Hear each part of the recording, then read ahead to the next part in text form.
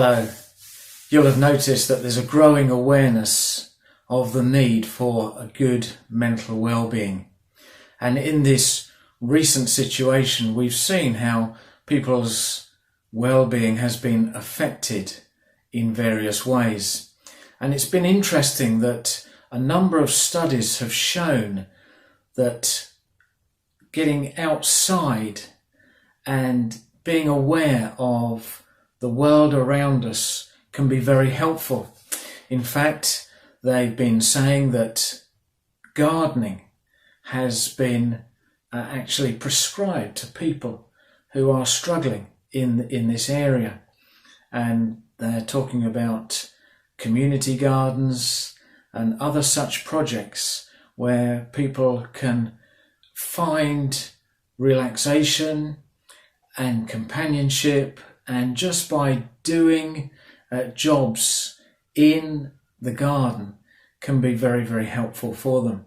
And it's very interesting that this connection with the world around us, just noticing the birds singing, the creatures, the flowers, the trees, the bushes, fruit growing, all of these things can be very, very helpful for people.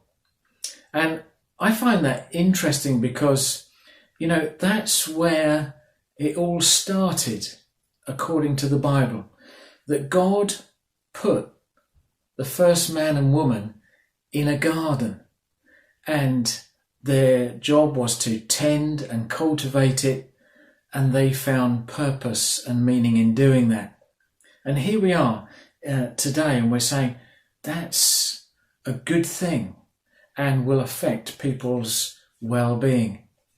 So it's interesting, isn't it? But it seems to me that our Maker knows what we need.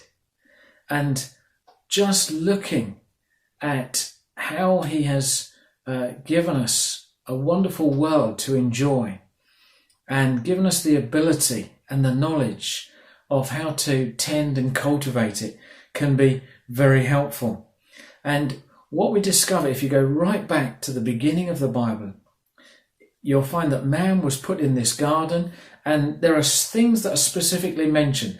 There's the river, trees, fruit, leaves mentioned, and that's where man's history starts, according to the Bible.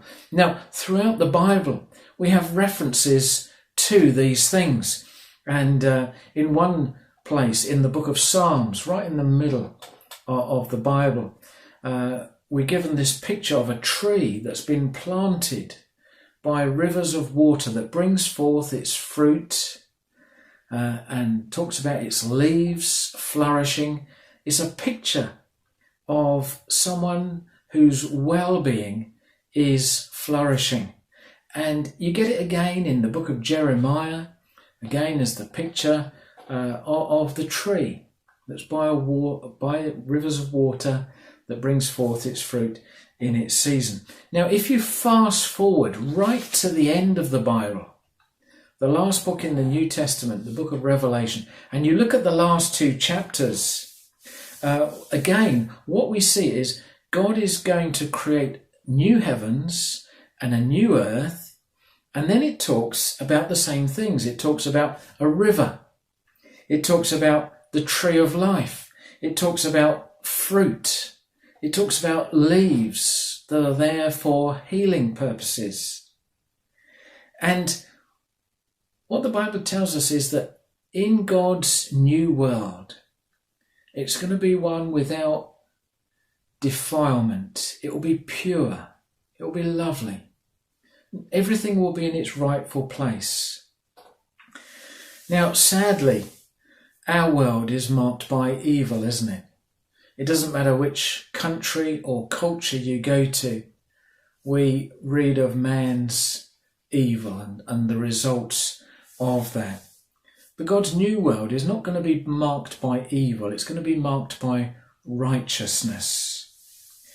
And I guess the question that we need to ask is, how can we be a part of God's new world?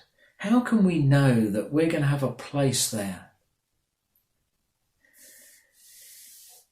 Now, it should be no surprise, but following the theme, the turning point is in a garden. The turning point to this dilemma of how we can go from a world that has been wrecked and ruined to a world that is pure and perfect. The turning point happens in a garden. And you may know, but two of the eyewitness accounts of Jesus, they refer to this, and they refer to Jesus going to a garden, and in that garden he prays a very specific prayer. He's praying with regards to the suffering that he's going to go through, and he says, "May it pass from me. Nevertheless, not my will, but your will be done." And here, for the first time, it is a man praying that God's will would be done and not his. Now, again, when we go right back to the beginning of the Bible, what we see is our first four parents. They said effectively, "Not your will, God, but my will. I want things my way. I want to be in charge." And sadly, that has passed down through every human generation, hasn't it? We see it in children. It's mine, belongs to me. And they want their way, not somebody else's. And we have to try and train them otherwise. And if we're honest, it's within all of us, isn't it? It stays with us. And it's not just in our earliest years that we say, "I want my way." But some die singing, "I did it my way." This proud, boastful, arrogant, "I did it my way." That selfishness that runs through every human heart. And we have to acknowledge we've all got it, haven't we? And here in the garden, Jesus prays, "Not my way, not my will, but your will be done." And then he goes to the cross and he suffers and dies on that cross, and he enters into the suffering that should be ours because of our selfishness, our going our own way.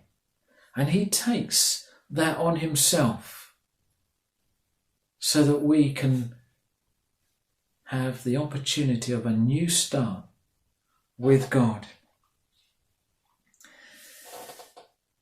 And then we read how that Jesus dying publicly, but then he's taken down from the cross and he's buried in a garden tomb. It's interesting, isn't it? It's in a garden again. And it's there 3 days later when Mary is there weeping, hoping to go and pay her last respects, and the body's gone. And she refers to someone she thinks is the gardener, and she says, "Will you tell me where you've laid him?" And then he just simply calls her name. And Mary realizes it's the risen Jesus. He's come back to life in the garden, and he appears to her in this garden. And through the death and the coming back to life of Jesus, it means that we can have a place in God's new world where there is no defilement, where there is no pain and suffering and things that are wrong. Everything will be in its rightful place. And there we can know our eternal well-being. We can know what it is to know that sense of peace and safety and tranquility, and that everything is in its rightful place. Everything is fulfilled. That's a wonderful thing. And when we come to God and we say, God, not my way, but your way. Your will be done in my life. And when we turn to God and we say, God, please will you forgive me through what Jesus has done on the cross, through his resurrection from the dead. I want to be a part of that new world. I want to know that I'm right with you. Then we can know that sense of well-being in our life, even in the midst of a topsy-turvy, messed up world. But then we can also know that in the future we will have that eternal well-being with God. I hope you come to know and appreciate that for yourself. God bless.